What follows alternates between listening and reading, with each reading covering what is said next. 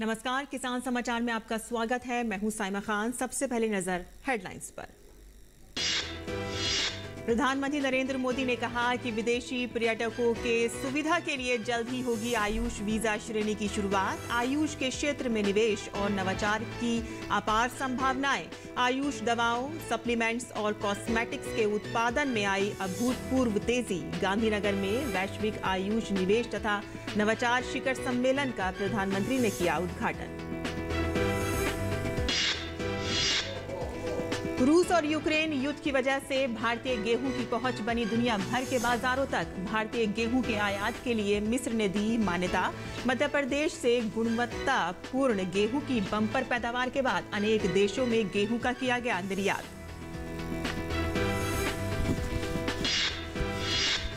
हरियाणा में किसानों को 40 से 50% अनुदान पर दिए जाएंगे कृषि यंत्र। ऑनलाइन आवेदन किए गए आमंत्रित। 9 मई तक किसान कर सकते हैं आवेदन।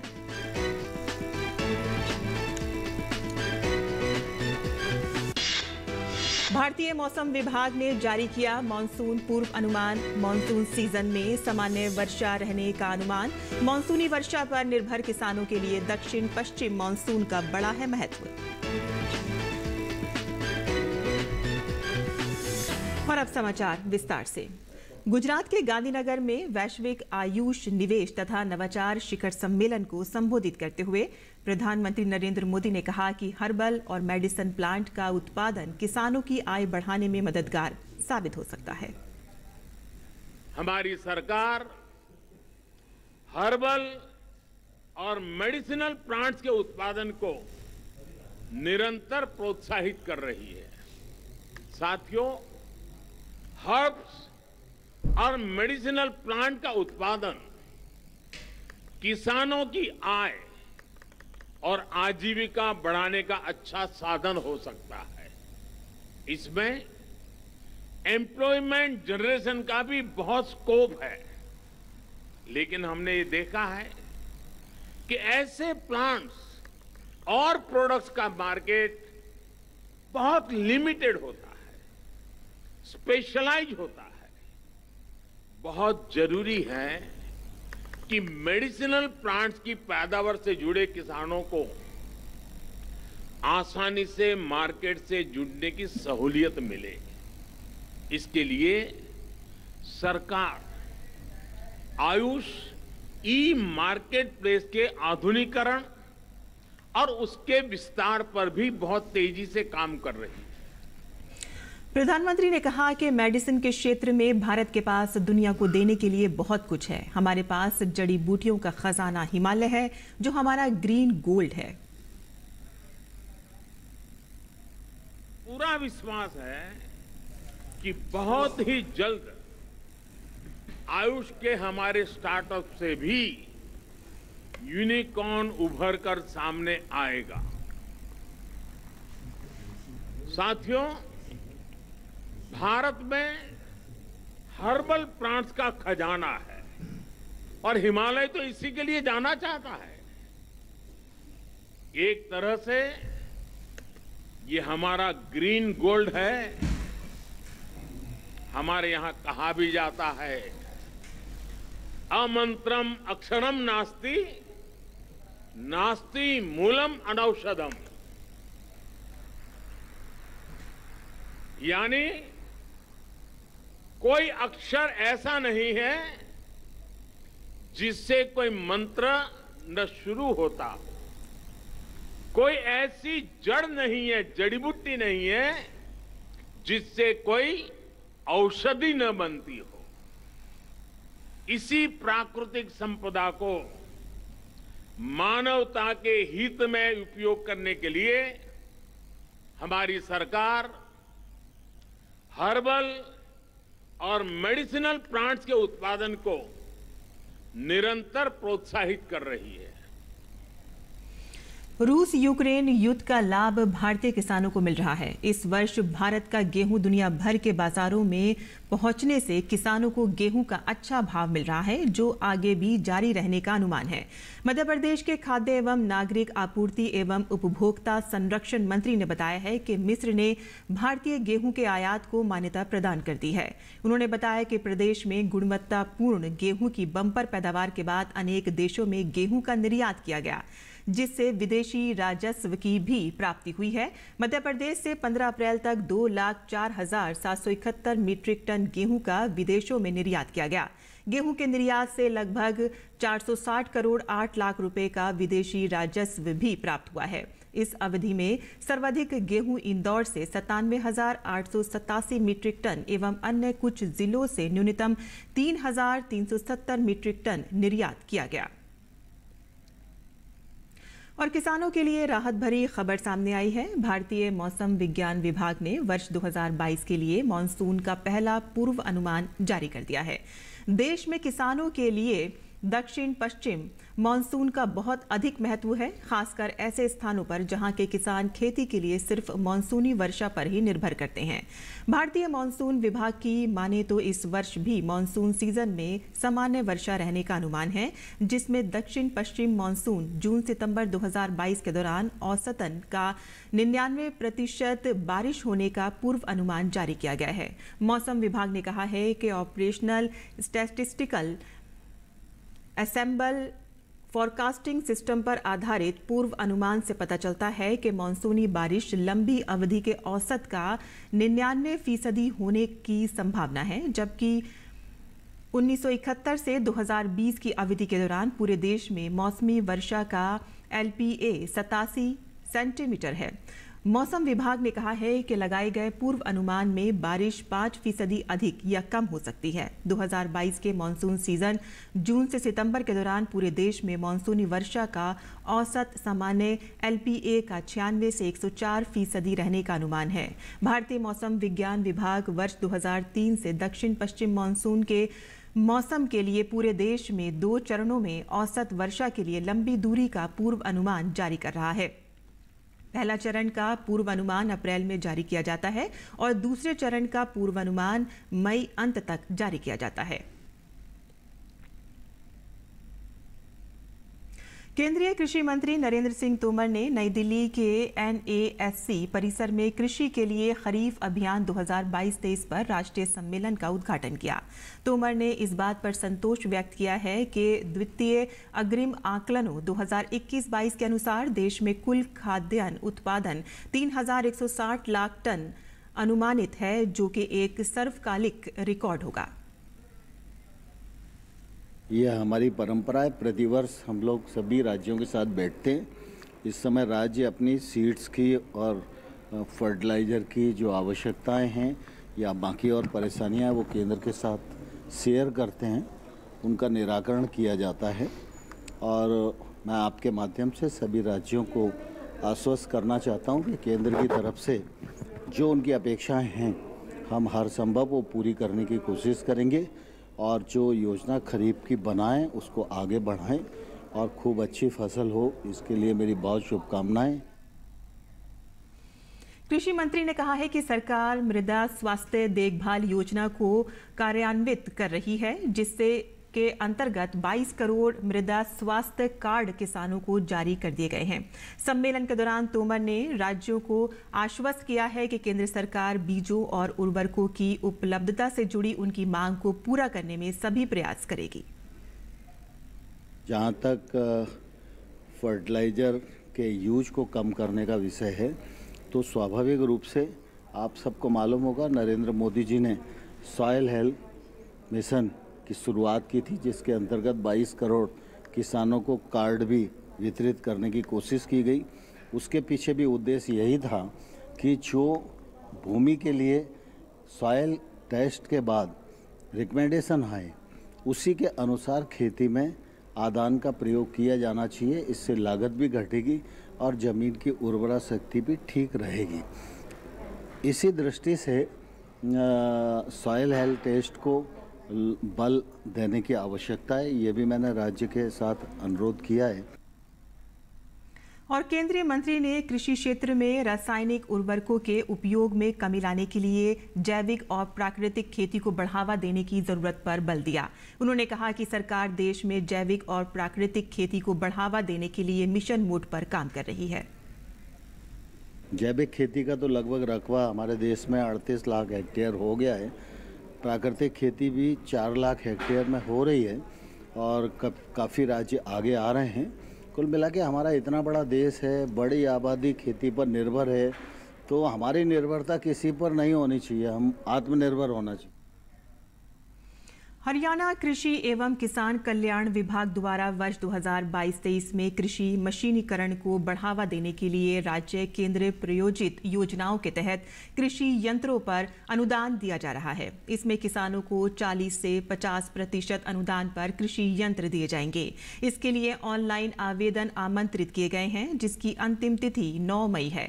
कृषि एवं किसान कल्याण विभाग के उप कृषि निदेशक डॉक्टर आत्माराम गोदारा ने सोमवार को ये जानकारी दी और कहा कि कृषि एवं किसान कल्याण विभाग द्वारा अनुसूचित जाति वर्ग, छोटे और मंझले महिला किसानों को 50% पर दिए जाएंगे और बड़े किसानों को 40% की दर से अनुदान उपलब्ध करवाया जाएगा।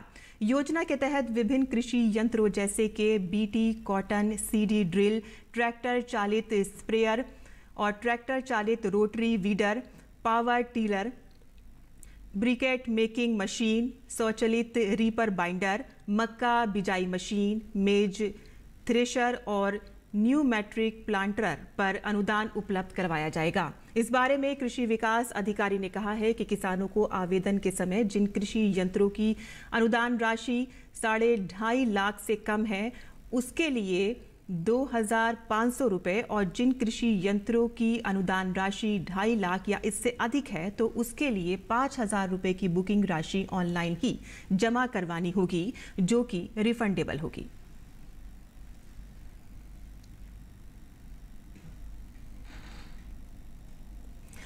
24 अप्रैल को पंचायती राज दिवस के अवसर पर प्रधानमंत्री नरेंद्र मोदी की यात्रा से पहले जम्मू और कश्मीर में सांभा जिले के पल्ली पंचायत में 500 किलोवाट सौर संयंत्र रिकॉर्ड समय में पूरा हो गया है और संचालन के लिए तैयार है। नए स्थापित सौर संयंत्र के निरीक्षण और परीक्षण के दौरान साइट का दौरा करने के बाद केंद्रीय विज्ञान एवं प्रौद्योगिकी मंत्री राज्य मंत्री स्वतंत्र प्रभार डॉक्टर जितेंद्र सिंह ने ये जानकारी दी। उन्होंने कहा कि इस solar plant there. His instant suggestion was, there's such a beautiful sunshine, why not have a solar plant over here? And it was his cue which prompted us, and Katra railway station became the first railway station in the country to be converted into solar. तो कहने का तात्पर्य ये कि मोदी जी ने सदा clean energy को लेकर के न केवल देश में बल्कि विश्व भर में एक आह्वान किया है और बाकी देशों में भी उसका उदाहरण दिया जाता है। कई कारणों से ये क्षेत्र थोड़ा सा उस मुहिम में पीछे रह गया था, लेकिन आपका कहना ठीक है कि शायद this will give a boost to that movement and make Jammu Kashmir a part of it. और जम्मू कश्मीर के बांदीपुरा में डेयरी फार्मिंग के जरिए स्थानीय लोगों की आय में तेजी से बढ़ोतरी हो रही है।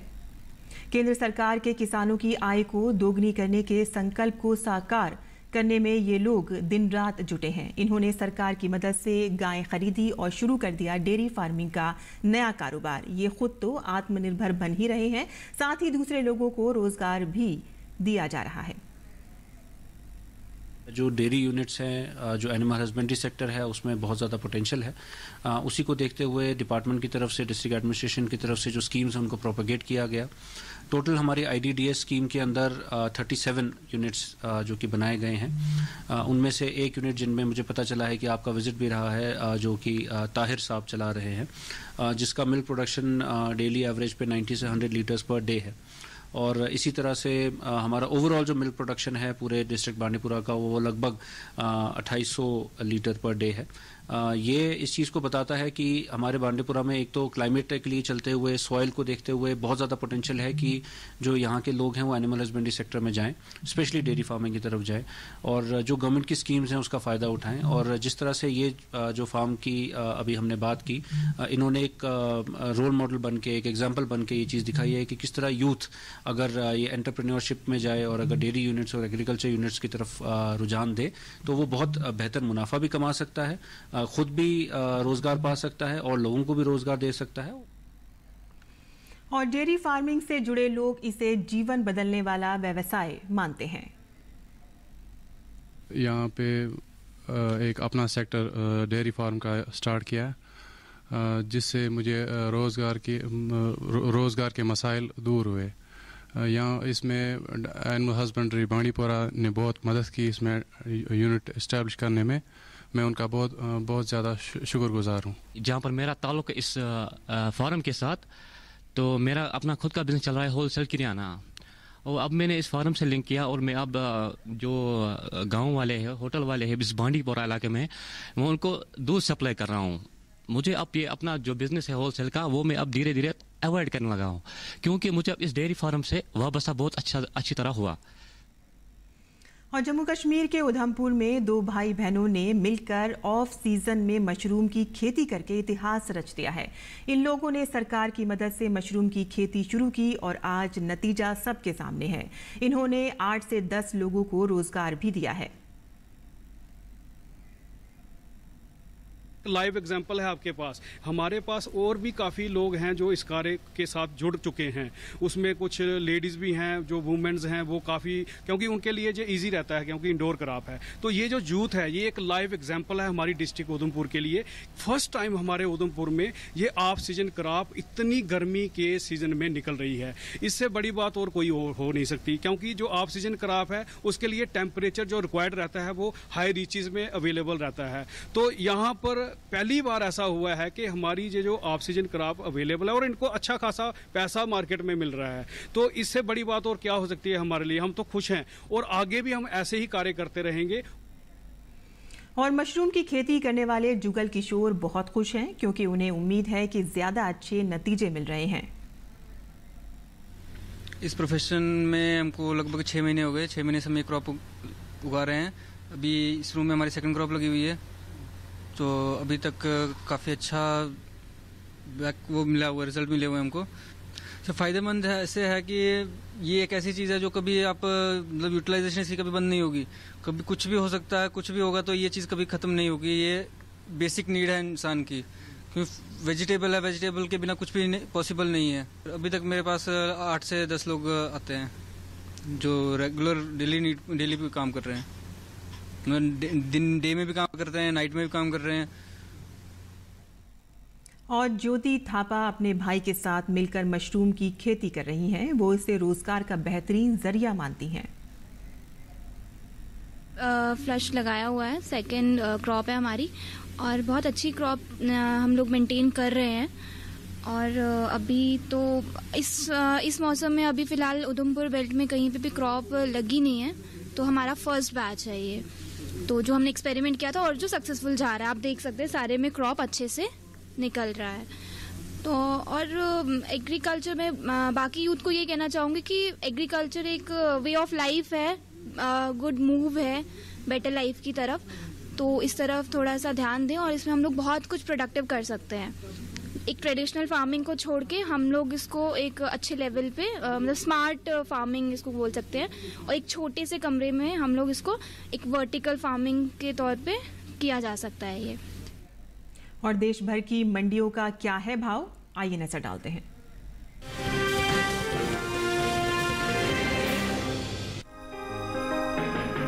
भारत दुनिया में हल्दी का सबसे बड़ा उत्पादक और निर्यातक है। दुनिया का 60% हल्दी का निर्यात केवल भारत ही अंतर्राष्ट्रीय बाजार में करता है। वहीं इस साल अंतर्राष्ट्रीय बाजार में हल्दी की मांग जोर पकड़ रही है। साल 2020-21 में हल्दी का निर्यात बीते 5 सालों के मुकाबले सबसे ज्यादा रहा है। वहीं इस साल हल्दी का निर्यात बीते साल के मुकाबले करीब 20% से ज्यादा बढ़ा है। भारतीय मसाला बोर्ड की ओर से जारी आंकड़ों के अनुसार वित्त वर्ष 2016-17 में हल्दी का कुल निर्यात 1,16,500 टन का हुआ था। वहीं साल 2017-18 के दौरान हल्दी का निर्यात 1,07,300 टन रहा। हालांकि साल 2018-19 के दौरान हल्दी के निर्यात में बढ़ोतरी हुई और निर्यात 1,33,000 टन के पार पहुंच गया। इसी तरह वित्त वर्ष 2019-20 में हल्दी का निर्यात 1,37,650 टन का हुआ, जबकि साल 2020-21 के दौरान हल्दी के निर्यात में खासा इजाफा देखने को मिला। इस साल हल्दी का निर्यात बीते सालों के मुकाबले 45,350 टन बढ़कर 1,83,000 टन के पार पहुंच गया है।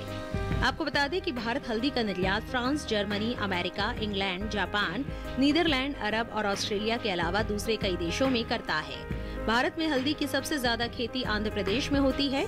इसके बाद ओडिशा और तमिलनाडु का स्थान आता है। महाराष्ट्र में भी हल्दी की खेती होती है। आंध्र प्रदेश का देश के हल्दी उत्पादन में करीब 40% का योगदान है। इसके अलावा केरल, कर्नाटक, पश्चिम बंगाल, गुजरात, मेघालय, असम में भी हल्दी की खेती की जाती है। हर साल भारतीय मसालों की मांग अंतर्राष्ट्रीय बाजार में बढ़ती जा रही है। निर्यात को देखते हुए देश के किसानों ने मसालों की खेती पर जोर दिया है। यही वजह है कि इस साल कुल मसालों की पैदावार में अच्छा इजाफा हो सकता है। कृषि मंत्रालय की ओर से बागवानी फसलों के लिए तीसरे अग्रिम अनुमान के मुताबिक देश में साल 2019-20 के दौरान 1,01,37,000 टन मसालों की पैदावार हुई थी, जबकि साल 2020-21 के दौरान कुल मसालों की पैदावार में 5,42,000 टन की बढ़त हो सकती है और कुल उपज 1,06,00,000 टन के पार जा सकती है। कुल मसालों की उपज में लाल मिर्च, जीरा, धनिया, अदरक, हल्दी और काली मिर्च की हिस्सेदारी सबसे ज्यादा रही है। वहीं हल्दी की पैदावार पर नजर डालें तो इस साल हल्दी की उपज में कमी आ सकती है। साल 2020-21 के दौरान देश में हल्दी की उपज में 5% की कमी होने का अनुमान जताया है। कृषि मंत्रालय की ओर से बागवानी फसलों के लिए जारी तीसरे अग्रिम अनुमान के मुताबिक इस साल देश भर में हल्दी की पैदावार 10,64,000 टन होने का अनुमान है, जबकि बीते साल की समान अवधि के दौरान उपज 11,53,000 टन ही रही थी।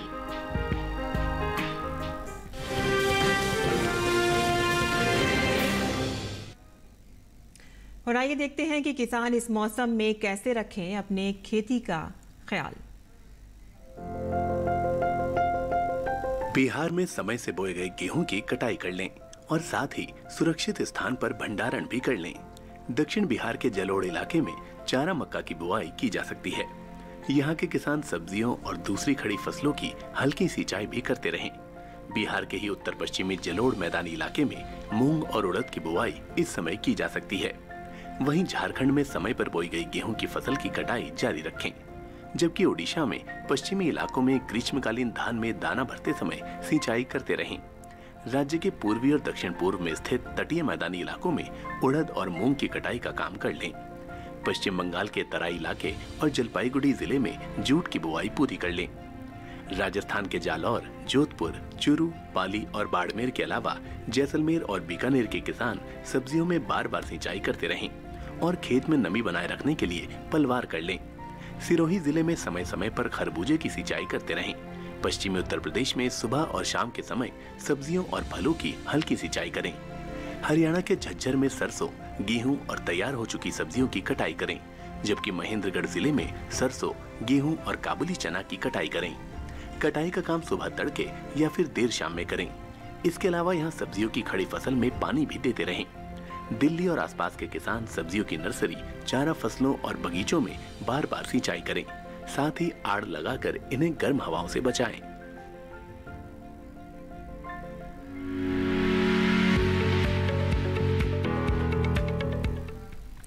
और खेती किसानी से जुड़ी खबरों के बाद अब नजर डाल लेते हैं खास खबरों पर। दिल्ली के जहांगीरपुरी इलाके में अतिक्रमण और अवैध निर्माण के खिलाफ बड़ी कार्रवाई को फिलहाल रोक दिया गया है। सुप्रीम कोर्ट ने यथास्थिति बनाए रखने को कहा है। यहां प्रशासन बुलडोजर की मदद से अतिक्रमण हटाने का अभियान चला रहा है। जहांगीरपुरी हिंसा की जांच में जुटी दिल्ली पुलिस को बड़ी सफलता हाथ लगी है। जहांगीरपुरी हिंसा मामले में लोगों को हथियार की सप्लाई करने वाले व्यक्ति को दिल्ली पुलिस ने एक एनकाउंटर के बाद गिरफ्तार किया है। पुलिस के अनुसार इस व्यक्ति पर 50 से ज्यादा पुराने केस दर्ज हैं। इसके साथ ही एमसीडी के आदेश के बाद जहांगीरपुरी इलाके में भारी मात्रा में पुलिस बल तैनात किया गया है। वायुसेना ने कल ब्रह्मोस मिसाइल का सफल परीक्षण किया है। पूर्वी समुद्र तट पर सुखोई 30 MKI विमान से ये परीक्षण किया गया। ये तब हुआ कि जब भारतीय वायुसेना और भारतीय नौसेना के समन्वय में मिशन शुरू किया गया था। इस दौरान सुखोई 30 MKI विमान से ब्रह्मोस मिसाइल की फायरिंग की गई। केंद्रीय मंत्री डॉक्टर जितेंद्र सिंह ने सिविल सेवा दिवस पर राजधानी नई दिल्ली के विज्ञान भवन में विशेष कार्यक्रम का शुभारंभ किया। कैबिनेट सचिव राजीव गौबा ने कार्यक्रम की अध्यक्षता की। इस कार्यक्रम को 2 सत्रों में आयोजित किया जा रहा है। पहला सत्र विजन इंडिया एट 2047 शासन के विषय पर है आयोजित किया जा रहा है, जबकि दूसरा सत्र आत्मनिर्भर भारत निर्यात पर ध्यान दे विषय पर आयोजित होगा।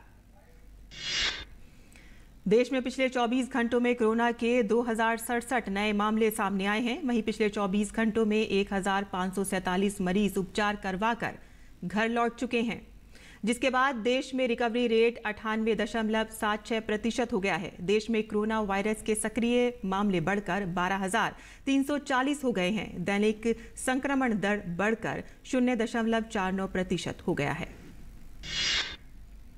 देश में कोरोना के खिलाफ टीकाकरण अभियान तेज गति से जारी है। देश में अब तक 186 करोड़ 90 लाख से अधिक टीके लगाए जा चुके हैं। पिछले 24 घंटे में 17,23,000 से अधिक टीके लगाए गए। केंद्रीय स्वास्थ्य मंत्रालय के आंकड़ों के मुताबिक राज्यों और केंद्र शासित प्रदेशों को कोरोना रोधी टीके की अब तक कुल 192.27 करोड़ खुराक निःशुल्क उपलब्ध कराई जा चुकी हैं।